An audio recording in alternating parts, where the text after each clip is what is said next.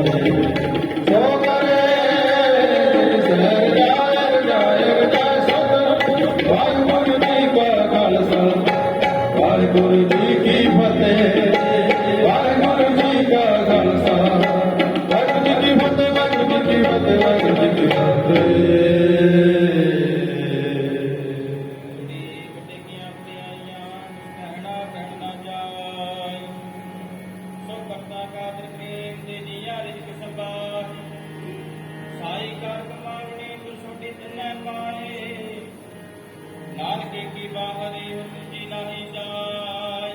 ਸੋ ਕਰੇ ਜਿਤ ਸਰ ਜਾਏ ਸੋ ਕਰੇ ਜਿਤ ਸਰ ਜਾਏ ਸੁਧ। ਵਾਹਿਗੁਰੂ ਜੀ ਕਾ ਖਾਲਸਾ ਵਾਹਿਗੁਰੂ ਜੀ ਕੀ ਫਤਿਹ।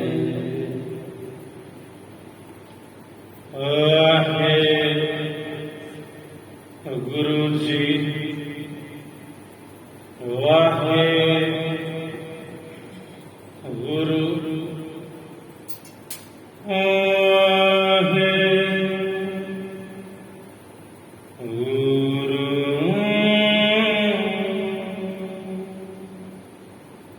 ਏਕ ਓੰਕਾਰ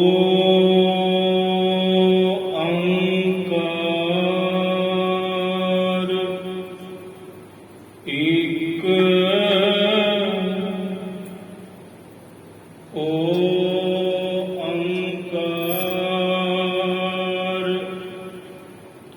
ਸਤਿਗੁਰ ਪ੍ਰਸਾਦ। ਵਾਹਿਗੁਰੂ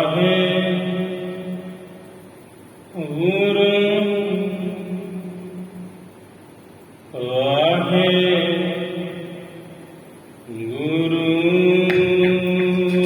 ਨਮੋ ਸੂਰਜ ਸੂਰਜੇ ਨਮੋ ਚੰਦਰ ਚੰਦ੍ਰ। ਵਾਹਿਗੁਰੂ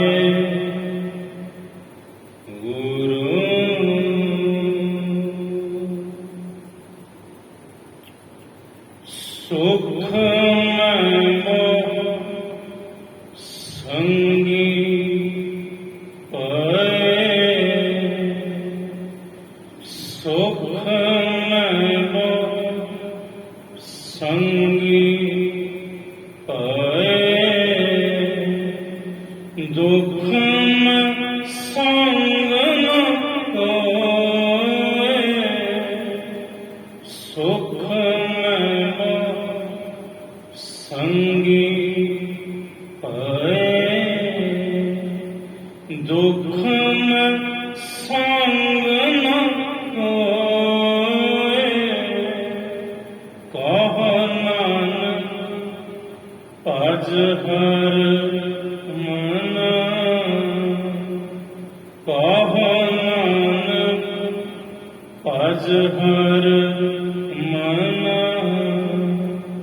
ਅੰਤ ਸਹਾਈ ਹੋਏ ਅੰਤ ਸਹਾਈ ਹੋਏ ਅੰਤ ਸਹਾਈ ਹੋਏ ਅੰਤ ਸਹਾਈ ਹੋਏ।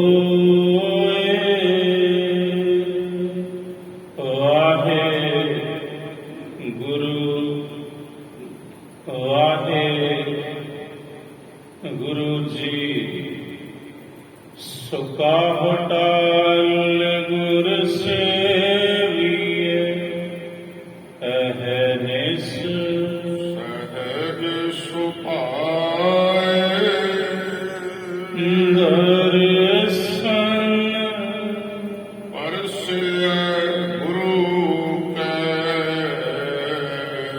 ਜਨਮ ਮਰਨ ਦੁਖ ਜਾ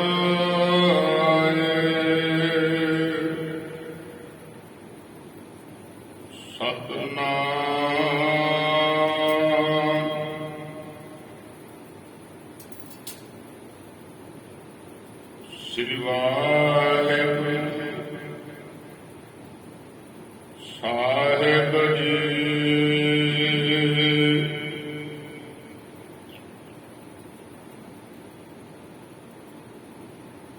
ਰਾਮ ਕਲੀ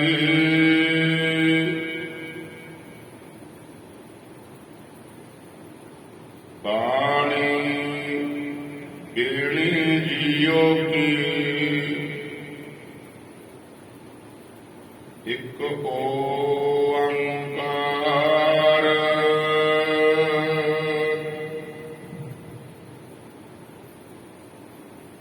ਸਤਿਗੁਰ ਪ੍ਰਸਾਦ।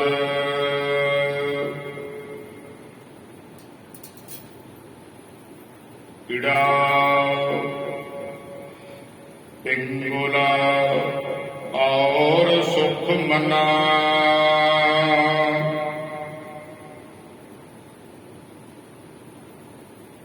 तीन बसह इकठाई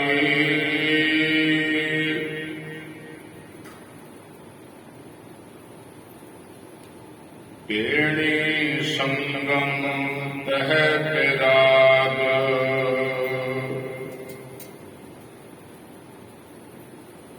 मन मज्जन करे तिथाई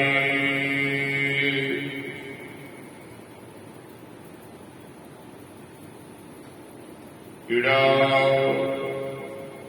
पिंगुला और सुख मना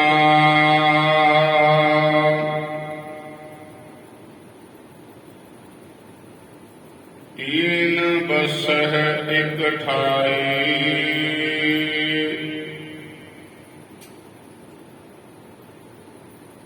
बेड़ी संगम तह पिराग मन मज्जन करे तिथाई। साध संगत जी वाहिगुरु जी का खालसा वाहिगुरु जी की फतेह। प्रभु मिलवे को प्रीत मन लागी पाए लगों मोहे करों बेनती को संत मिले वड भागी। प्रभु मिलाप दी तांग प्रभु मिलाप दी प्यास ते प्रभु मिलाप दी अवस्था लड़ीवार कथा राम कली राग भगत भेणी जी दी बाणी भगत भेणी जी दा शब्द कुल 3 शब्द गुरु ग्रंथ ਸਾਹਿਬ महाराज जी विच भगत भेणी जी दे ਹਨ। मध्य प्रदेश दे आप जी रहन वाले सन। भगत भेणी जी ते ब्राह्मणां दे घर दा आप दा जन्म है। पूरा नाम ब्रह्मदास भेणी होया आप जी दा। ते मध्य प्रदेश की धरती असली नगर उथों दे आप जी रहन वाले सन। भगत भेणी जी योग मत का प्रभाव भी पहले आप जी दे मन ते पिया, पर आप जी ने केवल एक निराकार अकाल पुरख साहिब की भगती की और प्रभु विच एकमिक हो गए। ਭਗਤ ਬੇਣੀ ਜੀ, ਆਓ ਸ਼ਰਵਣ ਕਰੀਏ। ਭਗਤ ਜੀ ਕੀ ਸਮਝਾਉਂਦੇ ਹਨ ਗੁਰੂ ਕੀ ਬਾਣੀ। ਦੁਆਰਾ ਰਾਮ ਕਲੀ ਬਾਣੀ ਬੇਣੀ ਜੀਓ ਕੀ। ਰਾਮ ਕਲੀ ਰਾਗ ਭਗਤ ਬੇਣੀ ਜੀ ਦੀ ਇਹ ਬਾਣੀ ਹੈ, ਉਹਨਾਂ ਦਾ ਇਹ ਸ਼ਬਦ ਹੈ। ਇੱਕ ਓੰਕਾਰ ਸਤਿਗੁਰ ਪ੍ਰਸਾਦ। ਮੰਗਲਾਚਰਨ ਗੁਰੂ ਅਰਜਨ ਦੇਵ ਸਾਹਿਬ ਜੀ ਨੇ ਜਦੋਂ ਸੰਪਾਦਨਾ ਕੀਤੀ ਗੁਰੂ ਗ੍ਰੰਥ ਸਾਹਿਬ ਮਹਾਰਾਜ ਜੀ ਦੀ, ਤੇ ਭਾਈ ਸਿੰਘ ਭਾਈ ਗੁਰਦਾਸ ਜੀ ਤੋਂ ਸਾਰੀ ਬਾਣੀ ਲਿਖਾਈ। ਭਗਤ ਬੇਣੀ ਜੀ ਦੇ ਸ਼ਬਦ ਦੇ ਆਰੰਭ ਤੋਂ ਪਹਿਲਾਂ ਪੰਚਮ ਪਾਤਸ਼ਾਹ ਨੇ ਇੱਕ ਮੰਗਲਾਚਰਨ ਲਿਖਵਾਇਆ। ਰੱਬ ਇੱਕ ਹੈ, ਅਵਿਨਾਸੀ ਹੈ, ਸਤ ਸਰੂਪ ਹੈ, ਕਿਰਪਾ ਸਰੂਪ ਹੈ, ਅਦਵੈਤ ਸਰੂਪ ਹੈ, ਆਨੰਦ ਸਰੂਪ ਹੈ, ਜੋ ਬ੍ਰਹਮ ਉਤਪਤੀ ਪਾਲਣਾ ਤੇ ਲੈਤਾ ਕਰਦਾ ਹੈ, ਜੋ ਪਰਮਾਤਮਾ। ਉਸ ਦੀ ਪ੍ਰਾਪਤੀ ਭਾਈ ਸਤਿਗੁਰੂ ਦੀ ਕਿਰਪਾ ਨਾਲ ਹੀ ਹੁੰਦੀ ਹੈ।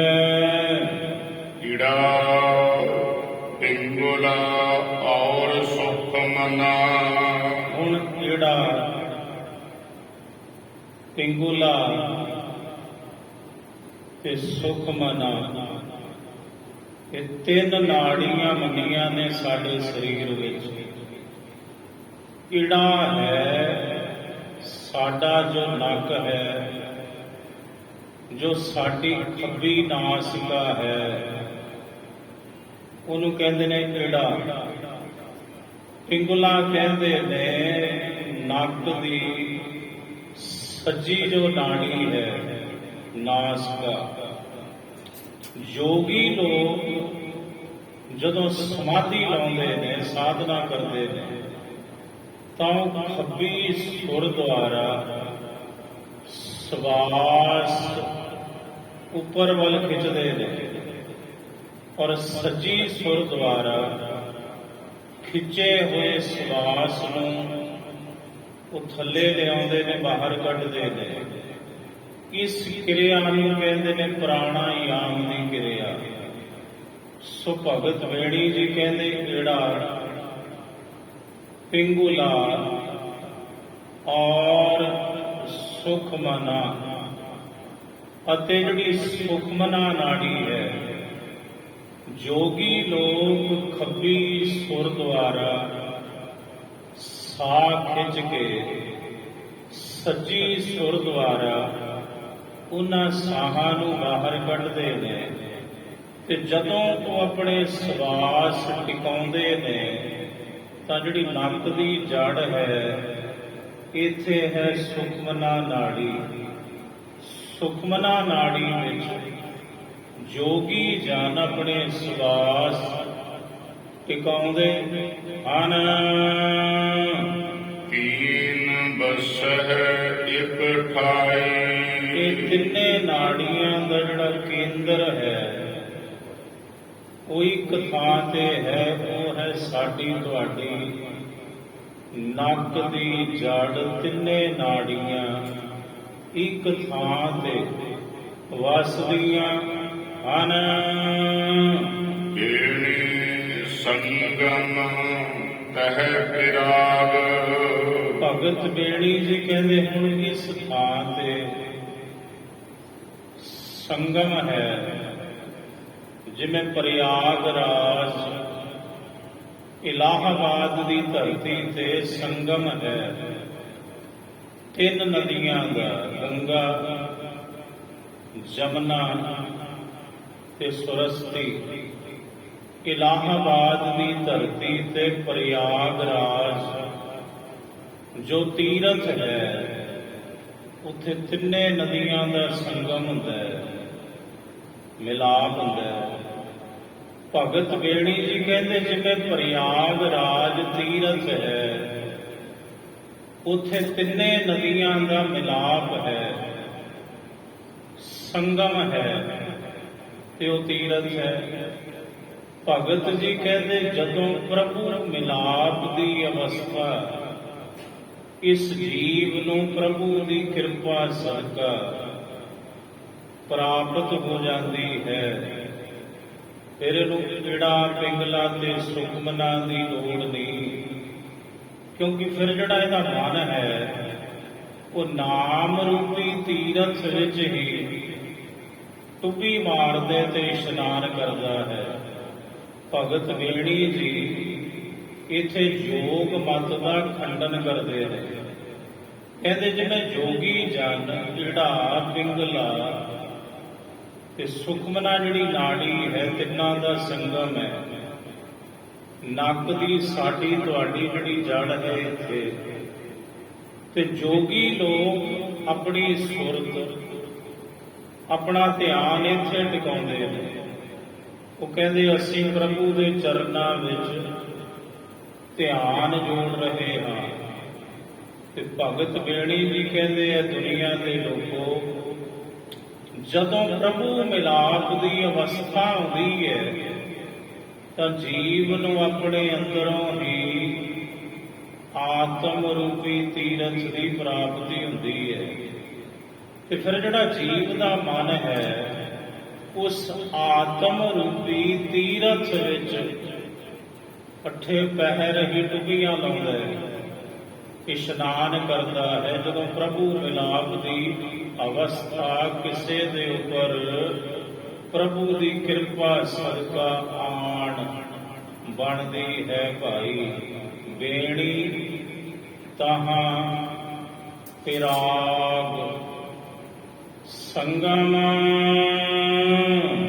ਮਨ ਮੱਜਣ ਕਰੇ ਤਿਥਾਈ। ਜਿਹੜਾ ਜੀਵ ਦਾ ਮਨ ਹੈ ਫਿਰ ਪ੍ਰਭੂ ਦੇ ਚਰਨਾਂ ਵਿੱਚ ਆਤਮ ਰੂਪੀ ਤੀਰਥ ਵਿੱਚ ਇਸ਼ਨਾਨ ਕਰਦਾ ਹੈ। ਪ੍ਰਭੂ ਦੇ ਪਿਆਰੇ ਭਾਈ ਆਪਣਾ ਧਿਆਨ ਆਪਣੀ ਸੁਰਤ ਪ੍ਰਭੂ ਦੇ ਨਾਮ ਰੂਪੀ ਤੀਰਥ ਵਿੱਚ ਹੀ ਟਿਕਾਉਂਦੇ ਹਨ। ਸੰਤੋ ਤਹਾਂ ਨਿਰੰਜਨ ਰਾਮ ਹੈ। ਇਹ ਸੰਤ ਜਨੋ ਉਥੇ ਫਿਰ ਸ਼ੁੱਧ ਸਰੂਪ ਮਾਇਆ ਦੀ ਮੈਲ ਤੋਂ ਰਹਿਤ ਜੋ ਨਿਰੰਜਨ ਹੈ ਪਰਮਾਤਮਾ, ਕਿ ਭਾਈ ਉੱਥੇ ਹੀ ਵਸਦਾ ਹੈ ਤੁਹਾਡੇ ਅੰਤਰ ਆਤਮੇ, ਤੁਹਾਡੇ ਹਿਰਦੇ ਰੂਪੀ ਤੀਰਥ ਵਿੱਚ। ਗੁਰ ਗਮ ਚੀਨੈ ਬਿਰਲਾ ਕੋਏ। ਪਰ ਗੁਰ ਗਮ ਗੁਰੂ ਤੱਕ ਪਹੁੰਚ ਕਰਕੇ ਕੋਈ ਵਿਰਲਾ ਹੀ ਗੁਰਮੁਖ ਸੰਤ ਇਸ ਭੇਤ ਨੂੰ, ਇਸ ਬਾਤ ਨੂੰ ਪਛਾਣਦਾ ਹੈ ਕਿ ਪ੍ਰਭੂ ਮਿਲਾਪ ਦੀ ਅਵਸਥਾ ਗੁਰੂ ਦੇ ਰਾਹੀਂ ਹੀ ਪ੍ਰਾਪਤ ਹੁੰਦੀ ਹੈ। ਤੇ ਜਿਸ ਨੂੰ ਇਹ ਅਵਸਥਾ ਪ੍ਰਾਪਤ ਹੁੰਦੀ ਹੈ ਉਹ ਵਿਰਲਾ ਹੀ ਕੋਈ ਇਸ ਅਵਸਥਾ ਦੇ ਭੇਦ ਨੂੰ ਪਛਾਣਦਾ ਹੈ। ਫਿਰ ਤਹਾਂ ਨਿਰੰਜਨ ਰਮਈਆ ਹੋਏ। ਉੱਥੇ ਰਮਿਆ ਹੋਇਆ ਰਾਮ ਨਿਰੰਜਨ ਸ਼ੁੱਧ ਸਰੂਪ ਪਰਮਾਤਮਾ ਫਿਰ ਭਾਈ ਉੱਥੇ ਵਸਦਾ ਹੈ। ਰਹਾਓ ਵਿਸ਼ਰਾਮ ਦੇ ਕੇ ਭਗਤ ਵੇਣੀ ਜੀ ਅੱਗੋਂ ਸਮਝਾਉਂਦੇ ਹਨ। ਦੇਵ ਸਥਾਨੈ ਕਿਆ ਨਿਸ਼ਾਨੀ। ਦੇਵ ਕਹੀਏ ਪ੍ਰਕਾਸ਼ ਰੂਪ ਜੋ ਬ੍ਰਹਮ ਹੈ, ਉਹਦਾ ਜਿਹੜਾ ਸਥਾਨ ਹੈ ਪਰਮਾਤਮਾ ਦਾ, ਉਹਦੀ ਨਿਸ਼ਾਨੀ ਕੀ ਹੈ? ਪ੍ਰਭੂ ਦਾ ਜੋ ਟਿਕਾਣਾ ਹੈ ਸਾਡੇ ਤੁਹਾਡੇ ਸਰੀਰ ਦੇ ਅੰਦਰ, ਉਸ ਟਿਕਾਣੇ ਦੀ ਨਿਸ਼ਾਨੀ ਕਿਆ ਹੈ? ਭਗਤ ਵੇਣੀ ਜੀ ਸਵਾਲ ਕਰਦੇ ਨੇ, ਦੇਵ ਸਥਾਨੈ ਕਿਆ ਨੀਸਾਣੀ। ਤਹਿ ਬਾਜੇ ਸ਼ਬਦ ਅਨਾਹਦ ਬਾਣੀ। ਹੁਣ ਖੁਦ ਹੀ ਉੱਤਰ ਦਿੰਦੇ ਨੇ, ਕਹਿੰਦੇ ਭਾਈ ਜਿਹੜਾ ਪ੍ਰਕਾਸ਼ ਰੂਪ ਬ੍ਰਹਮ ਹੈ, ਉਸ ਪ੍ਰਭੂ ਦੀ ਜੋਤ ਦਾ ਜਿਹੜਾ ਟਿਕਾਣਾ ਸਾਡੇ ਤੁਹਾਡੇ ਸਰੀਰ ਵਿੱਚ ਹੈ, ਉਸ ਥਾਂ ਦੀ ਇੱਕ ਨਿਸ਼ਾਨੀ ਹੈ। ਕਿਹੜੀ? ਤਹਿ ਬਾਜੇ ਸ਼ਬਦ ਅਨਾਹਦ ਬਾਣੀ। ਉਥੇ ਇੱਕ ਰਸ ਅਨਹਦ ਸ਼ਬਦ ਦੇ ਬਾਜੇ, ਉਥੇ ਧੁਰਕੀ ਬਾਣੀ ਦੇ ਬਾਜੇ ਵੱਜਦੇ ਹਨ ਤੇ ਅਭਿਆਸੀ ਨੂੰ ਸੁਣਾਈ ਦਿੰਦੇ ਨੇ, ਗਵਾਂਢੀਆਂ ਨੂੰ ਨਹੀਂ, ਕੋਲ ਬੈਠੇ ਨੂੰ ਨਹੀਂ। ਇਹ ਤੇ ਜਿਸ ਨੂੰ ਇਸ ਅਵਸਥਾ ਦੀ ਪ੍ਰਾਪਤੀ ਹੁੰਦੀ ਹੈ ਗੁਰੂ ਦੀ ਕਿਰਪਾ ਸਦਕਾ, ਉਹੀ ਸੁਣਦਾ ਹੈ ਫਿਰ ਅੰਦਰ ਵੱਜਦੇ ਹੋਏ ਉਹ ਬਾਜੇ। ਤਹਿ ਚੰਦ ਨਾ ਸੂਰਜ ਪਾਉਣ ਨਾ ਪਾਣੀ। ਭਗਤ ਜੀ ਕਹਿੰਦੇ ਉੱਥੇ ਚੰਦਰਮਾ ਤੇ ਸੂਰਜ ਦਾ ਜਿਹੜਾ ਪ੍ਰਕਾਸ਼ ਹੈ, ਇਹ ਸੁੱਖ ਦਿੰਦਾ ਹੈ ਸੰਸਾਰ ਨੂੰ, ਸਾਨੂੰ ਤੁਹਾਨੂੰ। ਹਵਾ ਤੇ ਪਾਣੀ ਇਹ ਜੀਵਨ ਹੈ ਸਾਡਾ, ਇਹ ਸੁੱਖ ਦਿੰਦੇ ਨੇ। ਪਰ ਭਗਤ ਵੇਣੀ ਜੀ ਕਹਿੰਦੇ ਜਿਹੜੀ ਉਹ ਅਵਸਥਾ ਹੈ ਭਾਈ ਪ੍ਰਭੂ ਮਿਲਾਪ ਦੀ, ਉਹ ਚੰਦਰਮਾ ਤੇ ਸੂਰਜ ਦੇ ਪ੍ਰਕਾਸ਼ ਤੋਂ ਵੀ ਕਿਧਰੇ ਵਧੇਰੇ ਉੱਥੇ ਚਾਨਣ ਹੈ, ਪ੍ਰਕਾਸ਼ ਹੈ। ਜਿਵੇਂ ਸੂਰਜ ਤੇ ਚੰਦਰਮਾ ਸਾਨੂੰ ਤੁਹਾਨੂੰ ਸੁੱਖ ਦਿੰਦੇ ਨੇ ਕਿਉਂਕਿ ਚਾਨਣ ਕਰਦੇ ਨੇ, ਪਰ ਜਦੋਂ ਅੰਦਰ ਚਾਨਣ ਹੋ ਜਾਂਦਾ ਹੈ ਭਾਈ, ਇਹ ਚੰਦਰਮਾ ਤੇ ਸੂਰਜ ਦੇ ਚਾਨਣ ਤੋਂ ਕਿਧਰੇ ਵਧੇਰੇ ਚਾਨਣ ਹੁੰਦਾ, ਪ੍ਰਕਾਸ਼ ਹੁੰਦਾ। ਤੇ ਇਹ ਸੁੱਖ ਜੋ ਸੂਰਜ ਤੇ ਚੰਦਰਮਾ ਦੁਆਰਾ ਸਾਨੂੰ ਤੁਹਾਨੂੰ ਦੁਨੀਆ ਵਿੱਚ ਰਹਿੰਦੇ ਆ ਪ੍ਰਤੀਤ ਹੁੰਦਾ ਹੈ, ਇਸ ਸੁੱਖ ਤੋਂ ਕਿਧਰੇ ਵਧੇਰੇ ਉਹ ਸੁੱਖ ਹੁੰਦਾ ਹੈ ਜੋ ਅੰਤਰ ਆਤਮੇ ਤੁਹਾਨੂੰ ਪ੍ਰਾਪਤ ਹੁੰਦਾ ਹੈ ਪ੍ਰਭੂ ਮਿਲਾਪ ਦੀ ਅਵਸਥਾ ਵਿੱਚ। ਇਹ ਹਵਾ ਤੇ ਪਾਣੀ ਇਹ ਸਾਡਾ ਜੀਵਨ ਹੈ, ਇਹ ਸਾਨੂੰ ਸੁੱਖ ਦਿੰਦੇ ਨੇ, ਪਰ ਜਿਹੜੀ ਉਹ ਅਵਸਥਾ ਹੈ ਅੰਤਰ ਆਤਮੇ ਦੀ, ਉਹ ਹਵਾ ਤੇ ਪਾਣੀ ਦੇ ਸੁੱਖ ਤੋਂ ਕਿਧਰੇ ਵਧੇਰੇ ਦਾ ਅੰਦਰਲਾ ਸੁੱਖ ਹੈ ਭਾਈ। ਸਾਖੀ ਜਾਗੀ ਗੁਰਮੁਖ ਜਾਣੀ। ਮੁਖੀ ਗੁਰੂ ਦੁਆਰਾ ਜਿਨ੍ਹਾਂ ਨੇ ਇਸ ਅਵਸਥਾ ਨੂੰ ਜਾਣਨਾ ਕੀਤਾ, ਉਹਨਾਂ ਦੇ ਅੰਦਰੋਂ ਸਾਖੀ ਜਾਗੀ। ਉਹਨਾਂ ਦੀ ਜਿਹੜੀ ਸਾਖੀ ਹੈ, ਸੁਰਤ ਹੈ, ਸੁੱਤੀ ਹੋਈ, ਫਿਰ ਉਹ ਜਾਗ ਜਾਂਦੀ ਹੈ। ਉਪਜੈ ਗਿਆਨ ਦੁਰਮਤ ਛਿਜੈ। ਫਿਰ ਉਹਨਾਂ ਦੇ ਅੰਦਰ ਰੱਬੀ ਗਿਆਨ ਉਤਪਨ ਹੁੰਦਾ ਹੈ। ਫਿਰ ਐਸੇ ਭਗਤ ਜਨ, ਸੰਤ ਜਨ, ਗੁਰਮੁਖ ਜਨਾਂ ਦੇ ਅੰਦਰੋਂ ਖੋਟੀ ਮਤ ਦਾ ਨਾਸ਼ ਹੁੰਦਾ ਏ। ਅੰਮ੍ਰਿਤ ਰਸ ਗਗਨੰਤਰ ਕੀਜੈ।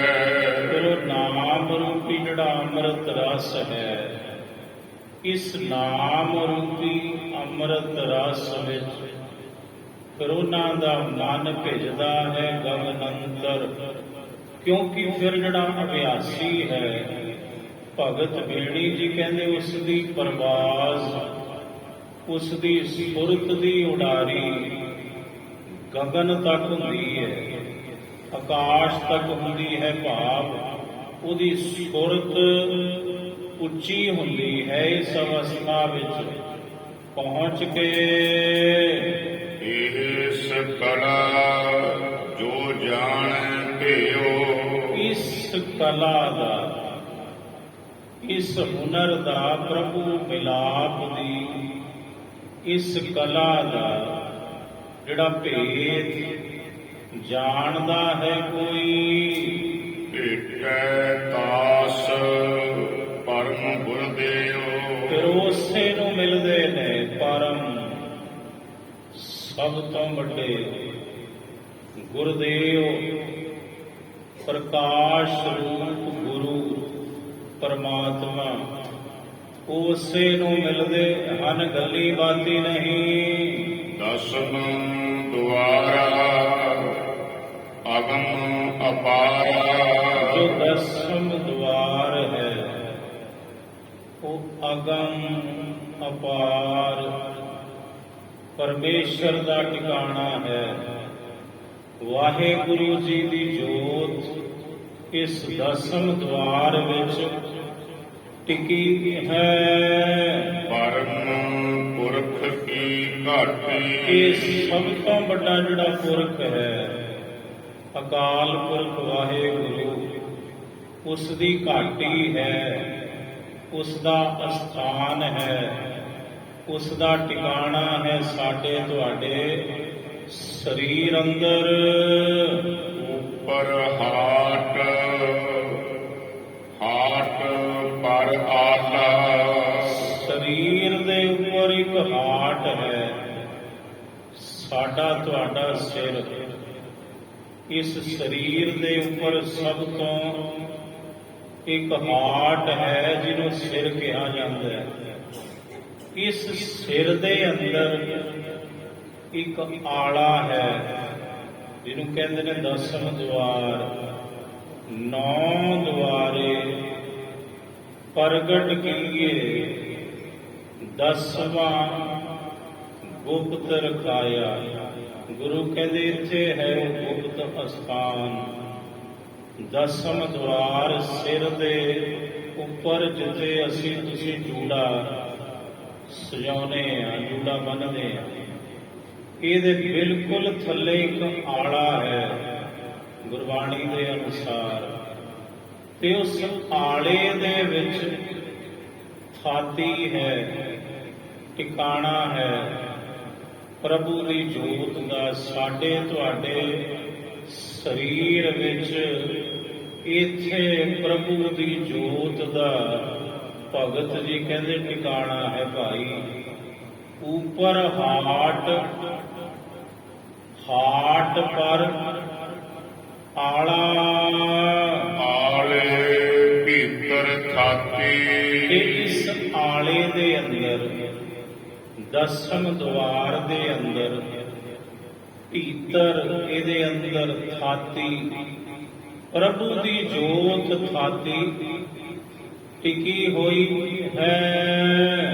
ਜਾਗਤ ਰਹੈ ਸੋ ਕਬ ਹੋ ਨ ਸੋਵੈ, ਜੋ ਇਸ ਅਵਸਥਾ ਵਿੱਚ ਗੁਰਮੁਖ ਜਨ ਪੜ੍ਹਦੇ ਨੇ ਉਹ ਹਮੇਸ਼ਾ ਜਾਗਰਤ ਵਿੱਚ ਰਹਿੰਦੇ ਨੇ, ਜਾਗਦੇ ਰਹਿੰਦੇ ਨੇ, ਕਦੇ ਵੀ ਅਵਿਦਿਆ ਰੂਪੀ ਨੀਂਦਰ ਵਿੱਚ ਨਹੀਂ ਸੌਂਦੇ। ਤੀਨ ਤਿਲੋਕ ਸਮਾਧ ਪਰੋਵੈ, ਤੀਨ ਤਿਲੋਕ ਸਮਾਧ ਪਲੋਵੈ। ਇਹ ਜਿਹੜੀ ਸਮਾਧੀ ਹੈ ਪ੍ਰਭੂ ਮਿਲਾਪ ਦੀ, ਇਸ ਅਵਸਥਾ ਵਿੱਚ ਅਪੜ ਕੇ ਤੀਨ ਤਿਲੋਕ, ਜਿਹੜੀ ਤਿਰਲੋਕੀ ਮਾਇਆ ਹੈ ਪ੍ਰਭੂ ਦੀ, ਉਹਦੇ ਜਿਹੜੇ 3 ਗੁਣ ਨੇ, ਰਜੋ ਸਤੋ ਤੇ ਤਮੋ ਇਸ ਅਵਸਥਾ ਵਿੱਚ ਅਪੜ ਕੇ ਮਾਇਆ ਦੇ ਤਿੰਨੇ ਗੁਣ ਜੀਵ ਦੇ ਅੰਦਰੋਂ ਪਲਾਵੇ ਦੌੜ ਜਾਂਦੇ ਹਨ। ਬੀਜ ਮੰਤਰ ਲੈ ਹਿਰਦੈ ਰਹਿ। ਬੀਜ ਮੰਤਰ ਇੱਕ ਮੂਲ ਮੰਤਰ ਹੈ, ਇੱਕ ਗੁਰ ਮੰਤਰ ਹੈ, ਇੱਕ ਬੀਜ ਮੰਤਰ ਹੈ, ਇੱਕ ਮਾਲਾ ਮੰਤਰ ਹੈ। ਸਿੱਖ ਧਰਮ ਦੇ ਅੰਦਰ ਮੂਲ ਮੰਤਰ ਜੋ ਪੰਜ ਪਿਆਰੇ ਸਾਨੂੰ ਤੁਹਾਨੂੰ ਬਖਸ਼ਦੇ ਨੇ ਜਦੋਂ ਅੰਮ੍ਰਿਤ ਛਕਦੇ ਹਾਂ ਅਸੀਂ। ਗੁਰ ਮੰਤਰ ਵਾਹਿਗੁਰੂ ਇਹ ਵੀ ਪੰਜੇ ਪਿਆਰਿਆਂ ਨੇ ਸਾਨੂੰ ਤੁਹਾਨੂੰ ਬਖਸ਼ਿਆ।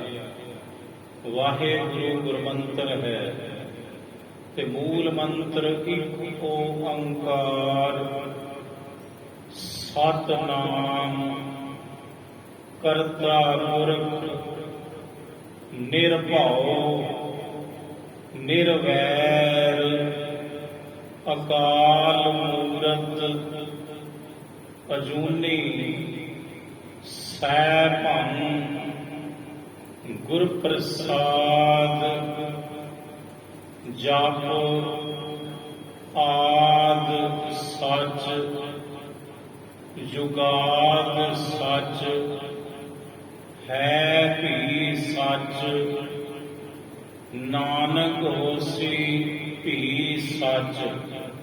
ਤੇ ਗੁਰਮੰਤਰ ਵਾਹਿਗੁਰੂ ਬੀਜ ਮੰਤਰ ਹੈ ਸਿੱਖ ਧਰਮ ਵਿੱਚ ਇੱਕ ਓੰਕਾਰ। ਇਹ ਬੀਜ ਮੰਤਰ ਹੈ। ਇਥੋਂ ਹੀ ਸ੍ਰਿਸ਼ਟੀ ਸਾਜੀ। ਵਾਹਿਗੁਰੂ ਜੀ ਨੇ ਜਦੋਂ ਸਭ ਤੋਂ ਪਹਿਲਾਂ ਦੁਨੀਆ ਬਣੀ ਤਾਂ ਇਸੇ ਸ਼ਬਦ ਤੋਂ ਬਣੀ।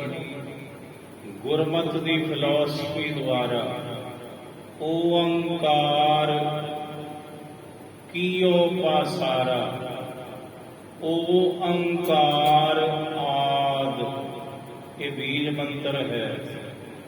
ਤੇ ਮਾਲਾ ਮੰਤਰ ਕੀ ਹੈ? ਇਤਿਹਾਸ ਪੜ੍ਹੋ। ਗੁਰੂ ਨਾਨਕ ਸਾਹਿਬ ਜੀ ਦੇ ਚਰਨਾਂ ਵਿੱਚ ਕਰਤਾਰਪੁਰ ਸਾਹਿਬ ਦੀ ਪਾਵਨ ਧਰਤੀ ਤੇ ਜੋਗੀਆਂ ਦੀ ਜਮਾਤ ਆਈ ਤੇ ਭਾਈ ਲਹਿਣਾ ਜੀ ਸਾਹਿਬ ਨੂੰ ਉਹਨਾਂ ਪੁੱਛਣਾ ਕੀਤਾ, ਭਾਈ ਲਹਿਣਾ ਜੀ ਤੁਹਾਡਾ ਮਾਲਾ ਮੰਤਰ ਕਿਹੜਾ ਹੈ? ਤੇ ਗੁਰੂ ਅੰਗਦ ਸਾਹਿਬ ਜੀ ਗੁਰੂ ਨਾਨਕ ਸਾਹਿਬ ਦੇ ਚਰਨਾਂ ਵਿੱਚ ਪਹੁੰਚਦੇ ਨੇ। ਸਾਹਿਬ ਨੂੰ ਅਰਜ਼ ਕਰਦੇ ਨੇ, ਮਹਾਰਾਜ ਇਹ ਜੋਗੀਆਂ ਨੇ ਇੱਕ ਸਵਾਲ ਕੀਤਾ ਹੈ। ਇਹ ਕਹਿੰਦੇ ਨੇ ਭਾਈ ਲਹਿਣਾ ਜੀ ਇਹ ਦੱਸੋ ਤੁਹਾਡਾ ਮਾਲਾ ਮੰਤਰ ਕਿਹੜਾ ਹੈ? ਸਤਿਗੁਰੂ ਮੁਸਕਰਾਏ, ਕਹਿਣ ਲੱਗੇ ਭਾਈ ਲਹਿਣਾ ਜੀ ਇਹਨਾਂ ਨੂੰ ਕਹੋ ਵੀ ਸਾਡਾ ਮਾਲਾ ਮੰਤਰ ਹੈ ਜਪਜੀ ਸਾਹਿਬ। ਜਪਜੀ ਸਾਹਿਬ ਸਾਡਾ ਮਾਲਾ ਮੰਤਰ ਹੈ। ਬੀਜ ਮੰਤਰ ਹੈ ਸਾਡਾ ਇੱਕ ਓੰਕਾਰ ਤੇ ਗੁਰਮੰਤਰ ਹੈ ਸਾਡਾ ਵਾਹਿਗੁਰੂ ਤੇ ਮੂਲ ਮੰਤਰ ਸਾਹਿਬ ਕਹਿੰਦੇ ਇਹਨਾਂ ਨੂੰ ਸਮਝਾ ਦਿਓ। ਹੁਣ ਭਗਤ ਬੇੜੀ ਜੀ ਕਹਿੰਦੇ ਬੀਜ ਮੰਤਰ ਲੈ। ਇੱਥੇ ਬੀਜ ਮੰਤਰ ਦਾ ਭਾਵ ਹੈ ਪਰਮੇਸ਼ਰ ਦਾ ਨਾਮ, ਅਕਾਲ ਪੁਰਖ ਸਾਹਿਬ ਦਾ ਨਾਮ। ਬੀਜ ਮੰਤਰ ਲੈ ਹਿਰਦੈ ਰਹਿ। ਹਿਰਦੈ ਰਹਿ। ਹਿਰਦੇ ਦੇ ਅੰਦਰ ਅਕਾਲ ਪੁਰਖ ਦੇ ਨਾਮ ਰੂਪੀ ਮੰਤਰ ਨੂੰ ਲੈ ਕੇ ਇਹ ਜੀਵ ਉੱਥੇ ਰਹੇ, ਟਿਕਿਆ ਰਹੇ। ਭਾਵੇ ਦੀ ਸੁਰਤ ਹਿਰਦੇ ਵਿੱਚ ਪ੍ਰਭੂ ਦੇ ਨਾਮ ਵਿੱਚ ਟਿਕੀ ਰਹੇ। ਮਨੁਆ ਉਲਟ ਸੁਨ ਮਹਿ ਇੱਥੇ ਆਪਣੇ ਮਨ ਨੂੰ ਸੰਸਾਰ ਵੱਲੋਂ ਇਹ ਉਲਟਾ ਕੇ ਸੁਨ ਅਫੁਰ ਅਵਸਥਾ ਦੇ ਵਿੱਚ ਇਹ ਅਭਿਆਸੀ ਟਿਕਾਉਂਦਾ ਹੈ। ਜਦੋਂ ਪ੍ਰਭੂ ਮਿਲਾਪ ਦੀ ਅਵਸਥਾ ਕਿਸੇ ਦੇ ਉੱਪਰ ਘਟਤ ਹੁੰਦੀ ਹੈ, ਪ੍ਰਭੂ ਦੀ ਕਿਰਪਾ ਸਦਕਾ ਜਾਗਤ ਰਹਿ ਨਾ ਅੜੀਆ ਭਾਖੈ। ਫਿਰ ਜਿਹੜਾ ਜਗਿਆਸੂ ਹੈ, ਭਗਤ ਮੇੜੀ ਜੀ ਕਹਿੰਦੇ ਭਾਈ ਅੱਠੇ ਪਹਿਰ ਅੰਦਰੋਂ ਜਾਗਦਾ ਹੈ ਮਨ ਕਰਕੇ, ਤੇ ਕਦੇ ਵੀ ਉਹ ਅਲੀਆ ਕਹਿੰਦੇ ਨੇ ਕੂੜ ਨੂੰ, ਝੂਠ ਨੂੰ। ਫਿਰ ਜਿਹੜਾ ਅਭਿਆਸੀ ਹੈ, ਭਗਤ ਹੈ, ਸੰਤ ਹੈ, ਉਹ ਕਦੇ ਵੀ ਝੂਠ ਨਹੀਂ ਆਖਦਾ। ਪੰਚੋ ਇੰਦਰੀ ਬਸ ਕਰ ਰਾਖੈ। ਫਿਰ ਉਹ ਆਪਣੀਆਂ ਪੰਜੇ ਇੰਦਰੀਆਂ ਨੂੰ ਬਾਸ ਵਿੱਚ ਕਰਕੇ ਰੱਖਦਾ ਹੈ। ਆਪਣੇ ਕੰਨ, ਆਪਣੀਆਂ ਅੱਖੀਆਂ ਦੇ ਉੱਪਰ ਉਹ ਕਾਬੂ ਰੱਖਦਾ ਹੈ, ਸੰਜਮ ਰੱਖਦਾ ਹੈ। ਇੰਜ ਪੰਜੇ ਇੰਦਰੀਆਂ ਨੂੰ ਇਸ ਅਵਸਥਾ ਵਿੱਚ ਪਹੁੰਚ ਕੇ ਅਭਿਆਸੀ ਜਨ ਆਪਣੇ ਕਾਬੂ ਵਿੱਚ ਰੱਖਦਾ ਹੈ। ਗੁਰ ਕੀ ਸਾਖੀ ਰਾਖੈ ਜੀਤ। ਪਰ ਉਹ ਗੁਰੂ ਦੀ ਜਿਹੜੀ ਸਾਖੀ ਹੈ, ਗੁਰੂ ਦਾ ਸ਼ਬਦ, ਗੁਰੂ ਦੀ ਸਿੱਖਿਆ, ਉਹਨੂੰ ਆਪਣੇ ਚਿੱਤ ਵਿੱਚ ਟਿਕਾ ਕੇ ਰੱਖਦਾ ਹੈ। ਇਸ ਅਵਸਥਾ ਵਿੱਚ ਪਹੁੰਚ ਕੇ ਮਨ ਤਨ ਅਰਪੈ ਕ੍ਰਿਸ਼ਨ ਪ੍ਰੀਤ। ਫਿਰ ਜਿਹੜਾ ਅਭਿਆਸੀ ਹੈ, ਭਗਤ ਵੇਣੀ ਜੀ ਕਹਿੰਦੇ ਆਪਣਾ ਮਨ ਤੇ ਤਨ ਇਸ ਅਵਸਥਾ ਵਿੱਚ ਪਹੁੰਚ ਕੇ ਸਦਾ ਹੀ ਆਪਣਾ ਮਨ ਤਨ ਕ੍ਰਿਸ਼ਨ ਪ੍ਰਭੂ ਦੀ ਪ੍ਰੀਤ ਵਿੱਚ ਹੀ ਅਰਪਣ ਕਰ ਦਿੰਦਾ ਹੈ। ਇਥੇ ਆਪਣਾ ਮਨ ਵੀ ਤੇ ਤਨ ਵੀ ਉਹ ਪੂਰਨ ਤੌਰ ਤੇ ਪਰਮਾਤਮਾ ਦੇ ਅੱਗੇ ਸਮਰਪਣ ਕਰ ਦਿੰਦਾ ਹੈ, ਭੇਟਾ ਕਰ ਦਿੰਦਾ ਹੈ। ਇੱਕ ਤੇ ਗੱਲੀ ਬਾਤੀ ਹੈ ਵੀ ਮੇਰਾ ਮਨ ਵੀ ਭੇਟ ਹੈ ਜੀ, ਤਨ ਵੀ ਭੇਟ ਹੈ, ਧਨ ਵੀ, ਉਹ ਗੱਲੀ ਬਾਤੀ ਹੈ। ਪਰ ਇਸ ਅਵਸਥਾ ਵਿੱਚ ਪਹੁੰਚ ਕੇ ਅੰਦਰੋਂ ਪੂਰਨ ਤੌਰ ਤੇ ਅਭਿਆਸੀ ਆਪਣਾ ਮਨ ਤਨ ਪ੍ਰਭੂ ਦੀ ਪ੍ਰੀਤੀ ਵਿੱਚ ਅਰਪਣ ਕਰਦਾ ਹੈ। ਕਰ ਪੜਵ ਸਾਖਾ ਵਿਚਾਰੇ। ਸੰਸਾਰ ਜਿਹੜਾ ਹੈ, ਇਸ ਅਵਸਥਾ ਵਿੱਚ ਅਭਿਆਸੀ ਜਦੋਂ ਪਹੁੰਚਦਾ ਹੈ ਤਾਂ ਇਸ ਜਗਤ ਨੂੰ, ਇਸ ਸੰਸਾਰ ਨੂੰ ਆਪਣੇ ਹੱਥਾਂ ਦੀਆਂ ਉਂਗਲੀਆਂ, ਦਰਖਤਾਂ ਦੀਆਂ ਟਾਹਣੀਆਂ ਤੇ ਦਰਖਤਾਂ ਦੇ ਪੱਤਿਆਂ ਦੇ ਤੁਲ ਜਾਣਦਾ ਹੈ। ਇਸ ਅਵਸਥਾ ਵਿੱਚ ਪਹੁੰਚ ਕੇ ਸੰਸਾਰ ਜਿਹੜਾ ਹੈ ਉਹਨੂੰ ਆਪਣੇ ਹੱਥਾਂ ਦੀਆਂ ਉਂਗਲੀਆਂ, ਦਰਖਤਾਂ ਦੇ ਪੱਤਿਆਂ ਦੀ ਨਿਆਲੀ ਤੇ ਦਰਖਤਾਂ ਦੀਆਂ ਟਾਹਣੀਆਂ ਦੇ ਤੁਲ ਪ੍ਰਤੀਤ ਹੁੰਦਾ ਹੈ। ਮਿਥਿਆ ਆਪਣਾ ਜਨਮ ਨਾ ਜੂਐ ਹਾਰੇ। ਭਗਤ ਵੇਣੀ ਜੀ ਕਹਿੰਦੇ ਭਾਈ ਇਸ ਅਵਸਥਾ ਵਿੱਚ ਅੱਪੜ ਕੇ ਜਿਹੜਾ ਜਗਿਆਸੂ ਹੈ ਆਪਣੇ ਇਸ ਅਮੋਲਕ ਜਨਮ ਨੂੰ ਕਦੇ ਵੀ ਸੰਸਾਰ ਰੂਪੀ ਜੂਏ ਵਿੱਚ, ਵਿਸ਼ੇ ਵਿਕਾਰਾਂ ਦੇ ਜੂਏ ਵਿੱਚ ਆਪਣੇ ਇਸ ਜਨਮ ਨੂੰ ਹਾਰਦਾ ਨਹੀਂ, ਸਗੋਂ ਜਿੱਤਦਾ ਏ। ਅਸੁਰ ਨਬੀ ਕਾ ਬੰਦੇ ਮੂਲ। ਅਸੁਰ ਵਿਕਾਰ ਵਿਕਾਰਾਂ ਰੂਪੀ ਜਿਹੜੀ ਨਦੀ ਹੈ, ਇੱਥੇ ਆ ਕੇ ਉਹਦਾ ਮੂਲ ਬਣਦਾ ਹੈ। ਇਸ ਅਵਸਥਾ ਵਿੱਚ ਪਹੁੰਚ ਕੇ ਪੰਜੇ ਵਿਕਾਰਾਂ ਦੇ ਉੱਪਰ ਪੂਰਨ ਤੌਰ ਤੇ ਇਸ ਜਗਿਆਸੂ ਦਾ ਪੰਜੇ ਵਿਕਾਰਾਂ ਤੇ ਕਾਬੂ ਪੈਂਦਾ ਹੈ। ਇਹ ਜਿਹੜੀ ਅਵਸਥਾ ਹੈ ਪ੍ਰਭੂ ਮਿਲਾਪ ਦੀ, ਗੁਰੂ ਨਾਨਕ ਸਾਹਿਬ ਜੀ ਨੇ ਜਪਜੀ ਸਾਹਿਬ ਦੇ ਅਖੀਰ ਵਿੱਚ, ਜਪਜੀ ਸਾਹਿਬ ਦੀ ਬਾਣੀ ਵਿੱਚ 5 ਖੰਡਾਂ ਦਾ ਜ਼ਿਕਰ ਕੀਤਾ ਹੈ। ਭਗਤ ਬੇਣੀ ਜੀ ਆਪਣੇ ਤਰੀਕੇ ਨਾਲ ਸਮਝਾਉਂਦੇ ਨੇ ਤੇ ਗੁਰੂ ਨਾਨਕ ਸਾਹਿਬ ਆਪਣੇ ਤਰੀਕੇ ਨਾਲ ਸਮਝਾਉਂਦੇ ਨੇ। ਬਾਤ ਸਿਧਾਂਤ ਕੇਵਲ ਇੱਕ ਹੈ, ਸਿਧਾਂਤ ਵਿੱਚ ਕੋਈ ਫਰਕ ਨਹੀਂ।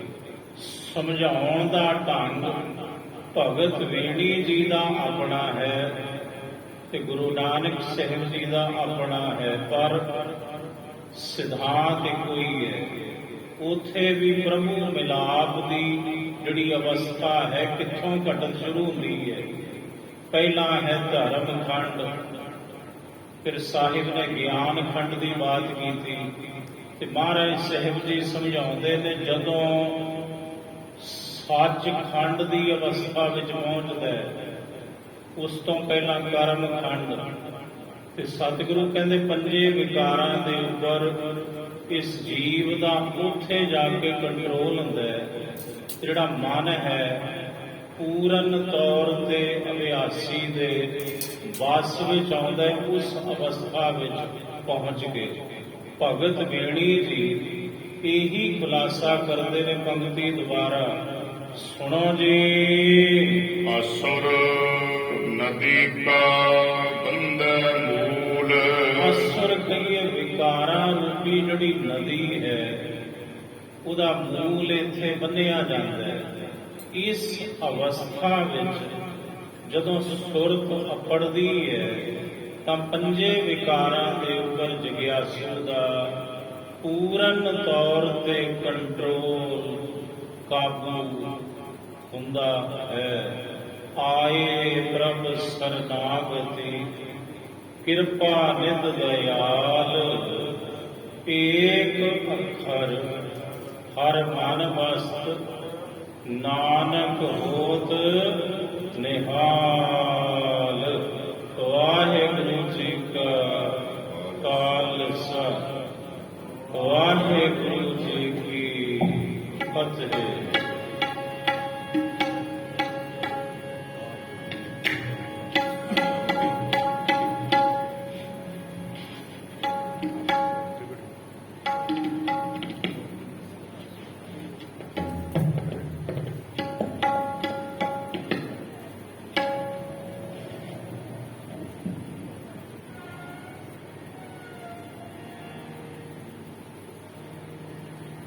ਵਾਹਿਗੁਰੂ